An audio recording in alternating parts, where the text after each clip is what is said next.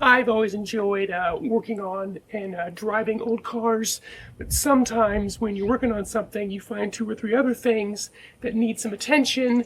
This video is about that list of things.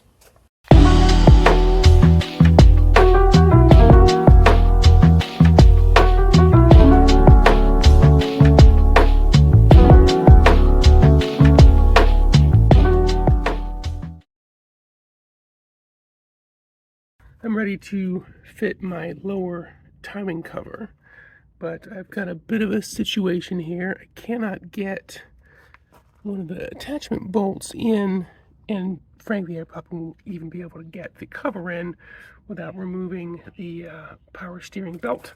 There's a bit of a theme. We got these have been coated. They look great. I bought new attachment hardware, new rubber underneath the hardware. I'm gonna pull the power steering belt, see if I can get this cover inside there.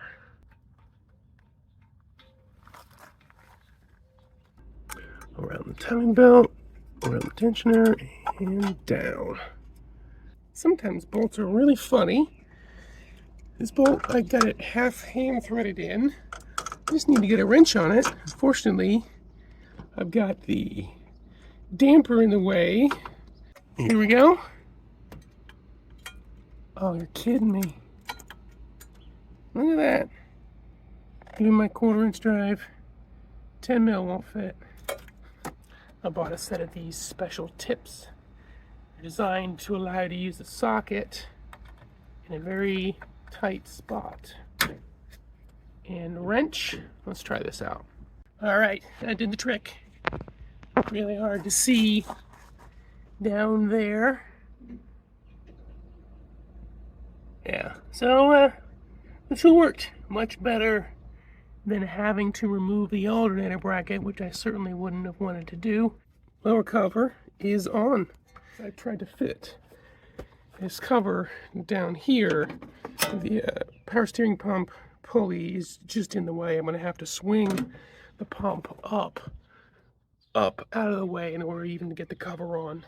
I was able to just disconnect this lower mount. It's the one that threads into the water pump housing, and that will allow me to swing the pump up high enough to get the cover in. All right, cover is installed. Got it around the power steering pump. Once I got the disconnect, I was able to just lift the pulley up to clear it. Yeah, now it's covering and protecting stuff. No real torque spec on these. I just kind of did it by feel, so it's nice on tight, not moving, but not bending anything. Yeah, it's good.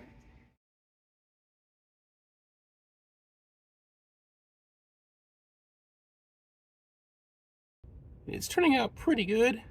I really don't want to have to paint it. I think if I keep going at it, maybe with a mild abrasive, maybe some high grit wet sandpaper, I can get it close.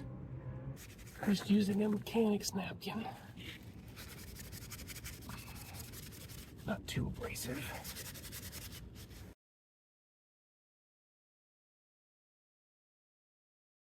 As I was prepping to remove this bracket here so I could get my engine lift hook in there and actually get rid of my washer temporary solution, I realized that I've assembled something incorrectly. You notice I've got this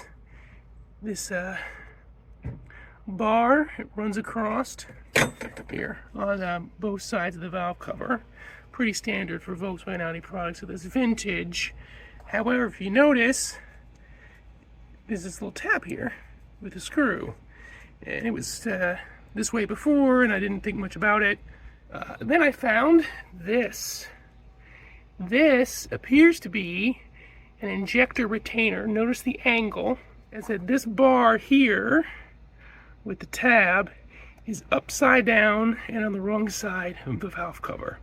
So if I was to flip this over, whoosh, on this side, then this little injector retainer bar would literally just sit in here, screw into the tabs. So in order to get to these back 2 bolts, I've got to get the idle stabilization valve off the car, My thought is disconnect here. Got this pipe, so I should be able to disconnect there. And then this one under here is the mount. If I disconnect here and here, I should be able to yank this off in one unit without breaking things, hopefully. The goal is to get all the stuff right there off the valve cover without breaking anything. Yeah, that's the goal. Let's see how this goes.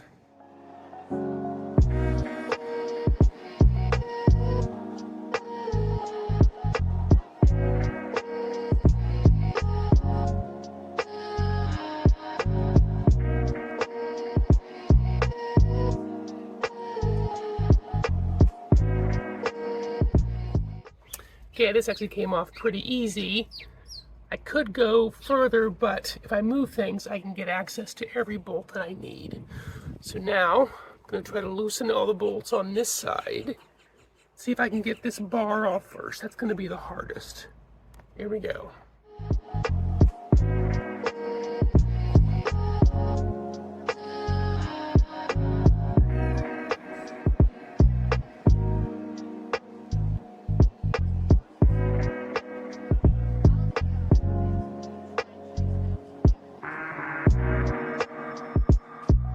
All the nuts are up on this side. Time to take this bar off.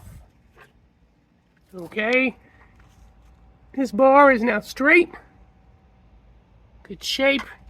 Need a bit of a clean. I'm going to clean mating surfaces too. I need to have dirt in there when I tighten it down. And then I can put this back in.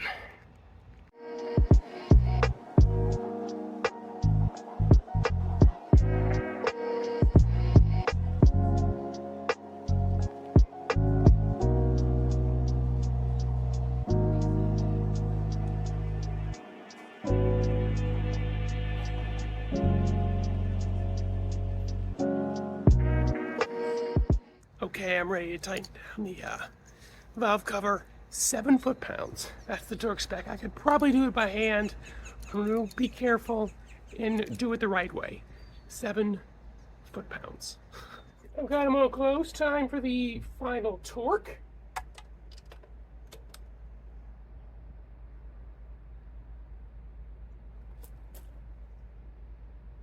That's about 7. All right, starting to put the idle air control valve back in. There we go. Come on. There you go. Pop in. This one down here is popped in. I got this one popped in. Okay, now that I've got all this buttoned up, it's good to go. I've laid this bar in here. You can see the little tabs sit on the injectors, supposed to, I guess, prevent them from popping out. And then little screws go in there. Okay, it's bolted in. It's holding the injectors down.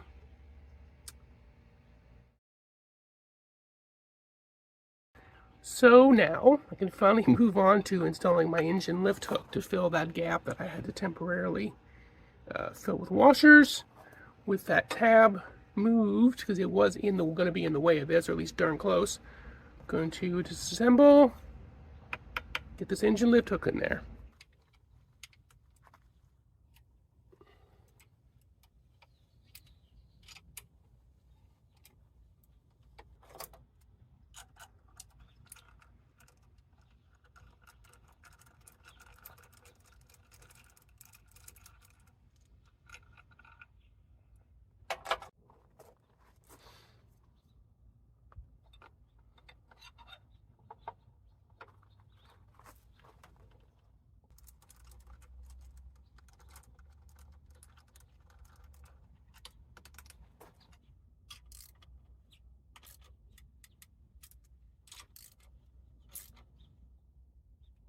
Engine lift hook is installed. Just like I thought, this bolt goes through the metal lift hook, so does this bottom bolt on the bracket, the one right there. Installed, tight, ready to go.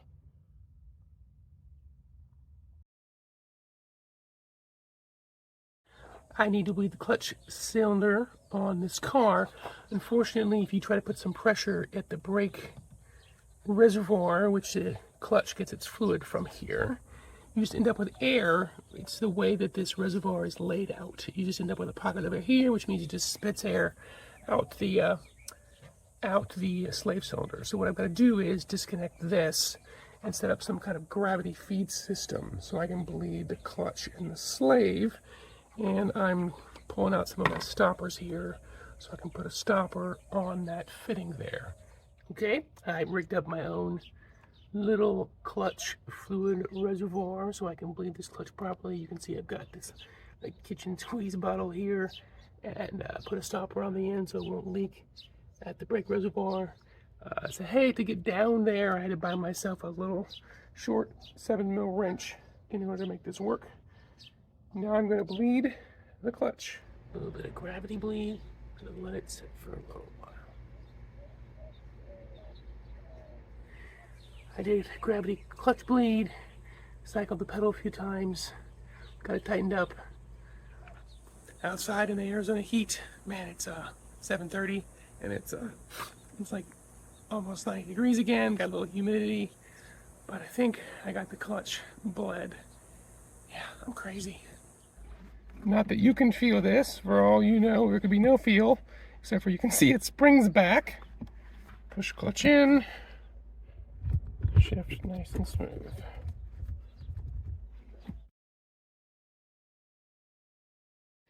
When I drove this car for the first time, the fuel pump relay had failed. I threw in a very similar fuel pump relay, but not exactly the same part number. Here, I'll show you. So there it is. Turns out that is a fuel pump relay off of a Volkswagen. It was in my parts stash. I took it up on the highway and I was accelerating and I got to about 4,500 RPM and it just cut out. And it scared me. I thought something was wrong with the car. And then I figured out, wait, I'm hitting the fuel cutoff. I'm hitting the rev limiter, but for the wrong car. So sure enough, I swapped out the relay with a jumper, and problem was gone. It would rev past 4,500 RPM. Here, I'll throw in a clip to show you what it did when I was doing this. Okay, second gear pull, you'll see it happen. Here it goes.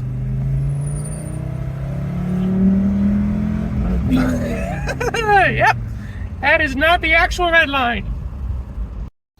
Well, I got a new fuel pump relay. By all accounts, this should be the correct one, according to my forum research. So, to see in real time my reaction, whether this works or not.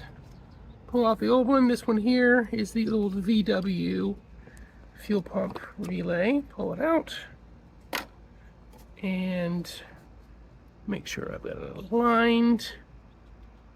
Here we go, and in it goes. Nice and solid. Let's give this car a start. Did you hear that? It primed the fuel pump. Let's do it. Hey! New fuel pump relay. It works. So the next test is I need to go take this out for a drive once it warms up and see if my my rev limiter is in the correct place. Interior ventilation works good. I mean, it's not AC, but at least it's fan. All right, around the corner. It's nice and slow. Here we go. Ready?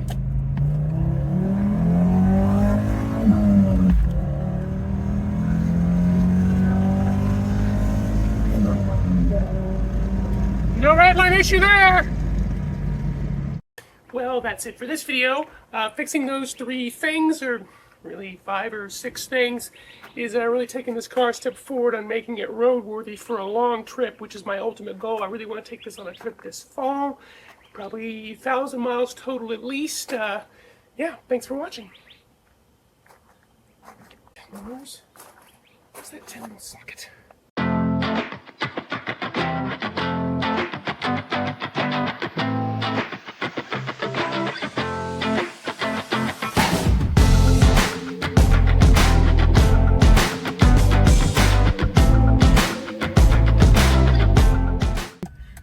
hot as heck. I got the windows up. Yuck. Even my phone says it's too hot and the video quality may be reduced. Alright, I get it. It's too hot, we get it.